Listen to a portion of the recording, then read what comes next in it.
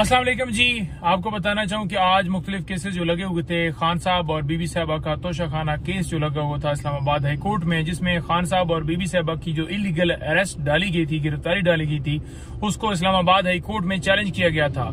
उसके ऊपर हमने बड़ा वाजिया कहा कि चीफ जस्टिस अमर फारूक साहब हमारा केस ना सुने। आज एक खुशाइन बात हुई कि वो उस बेंच का हिस्सा नहीं थे और आज उस केस की सुनवाई हुई। जब सुनवाई हुई तो उसमें आज अदालत ने, मोअज़्ज़ज़ अदालत ने क्या किया कि नोटिस फरमा दिए। कब के लिए? 8 तारीख के लिए नोटिस हो गए हैं। तो अब इसके ऊपर दूसरी तरफ से भी दलाइल दिए जाएंगे और हम अपना मौकफ रखेंगे कि किस तरह गैर कानूनी गिरफ्तारी जो है खान साहब और बीबी साहबा की गई। नंबर 1।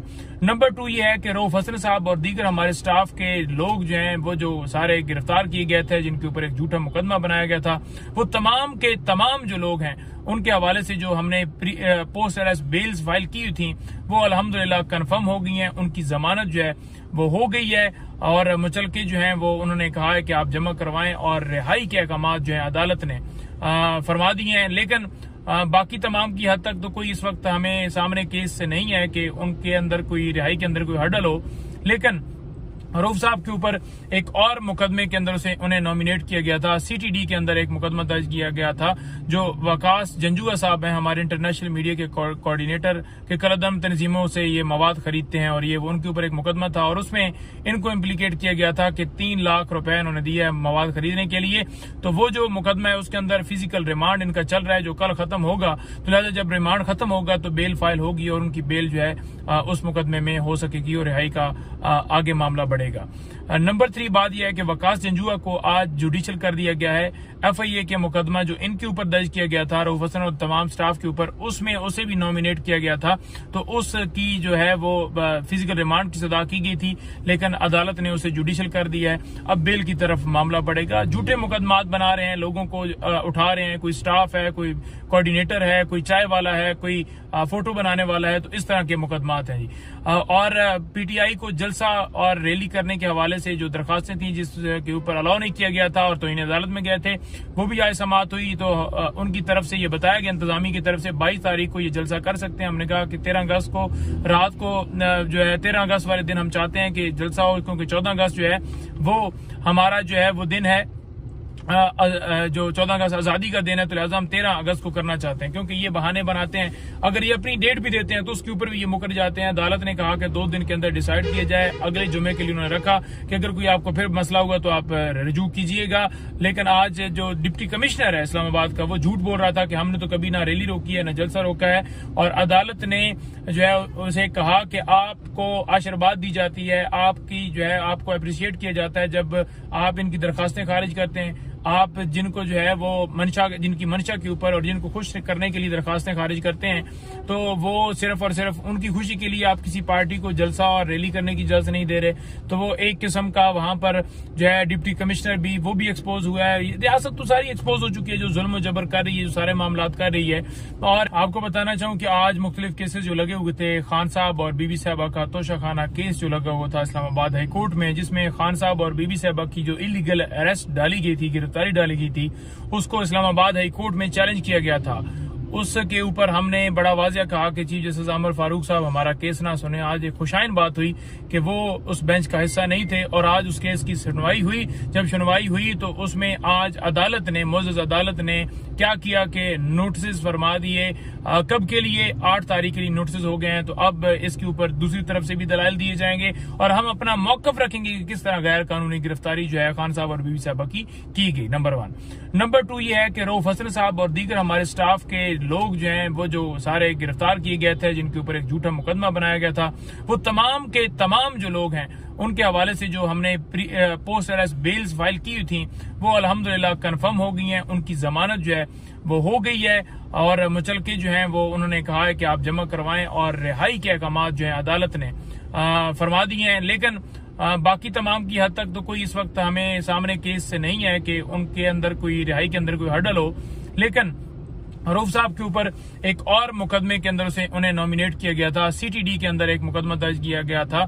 जो वकास जंजुआ साहब हैं, हमारे इंटरनेशनल मीडिया के कोऑर्डिनेटर के कलदम तंजीमों से ये मवाद खरीदते हैं और ये उनके ऊपर एक मुकदमा था और उसमें इनको इम्प्लीकेट किया गया था कि 3 लाख रुपए इन्होंने दिए है मवाद खरीदने के लिए।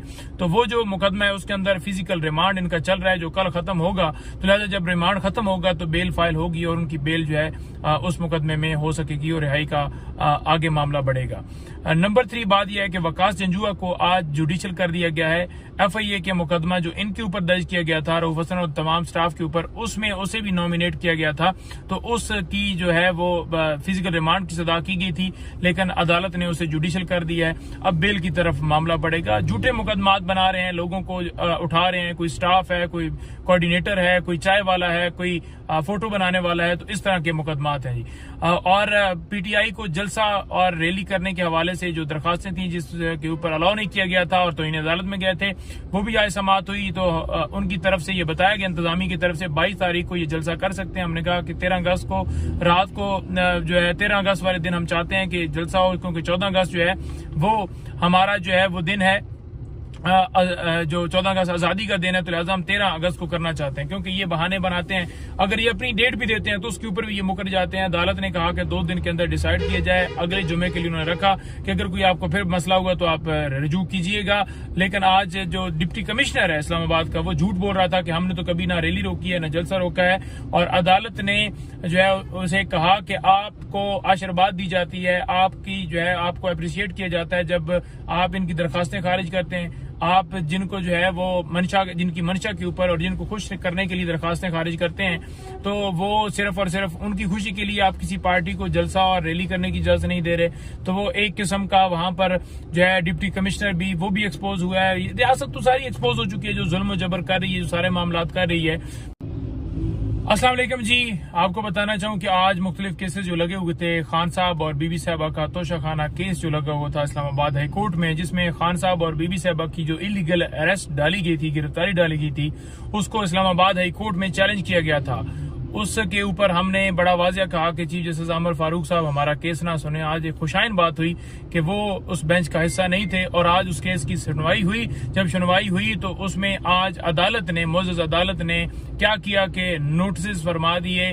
कब के लिए? 8 तारीख के लिए नोटिस हो गए हैं। तो अब इसके ऊपर दूसरी तरफ से भी दलाइल दिए जाएंगे और हम अपना मौकफ रखेंगे कि किस तरह गैर कानूनी गिरफ्तारी जो है खान साहब और बीबी साहबा की गई। नंबर 1। नंबर 2 ये है कि रऊफ हसन साहब और दीगर हमारे स्टाफ के लोग जो हैं वो जो सारे गिरफ्तार किए गए थे, जिनके ऊपर एक झूठा मुकदमा बनाया गया था, वो तमाम के तमाम जो लोग हैं उनके हवाले से जो हमने पोस्ट अरेस्ट बेल्स फाइल की थी वो अल्हम्दुलिल्लाह कंफर्म हो गई हैं। उनकी जमानत जो है वो हो गई है और मुचलके जो हैं वो उन्होंने कहा है कि आप जमा करवाएं और रिहाई के अहकाम जो है अदालत ने फरमा दिए हैं। लेकिन बाकी तमाम की हद तक तो कोई इस वक्त हमें सामने केस से नहीं है कि उनके अंदर कोई रिहाई के अंदर कोई हर्डल हो।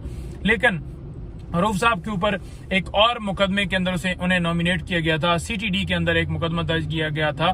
जो वकास जंजुआ साहब हैं, हमारे इंटरनेशनल मीडिया के कोऑर्डिनेटर के कलदम तंजीमों से ये मवाद खरीदते हैं और ये उनके ऊपर एक मुकदमा था और उसमें इनको इम्प्लीकेट किया गया था कि 3 लाख रुपए इन्होंने दिए है मवाद खरीदने के लिए।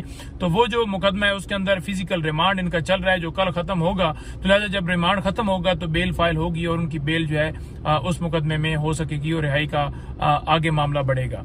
नंबर 3 बात यह है कि वकास जंजुआ को आज जुडिशियल कर दिया गया है। FIA के मुकदमा जो इनके ऊपर दर्ज किया गया था रऊफ हसन और तमाम स्टाफ के ऊपर, उसमें उसे भी नॉमिनेट किया गया था।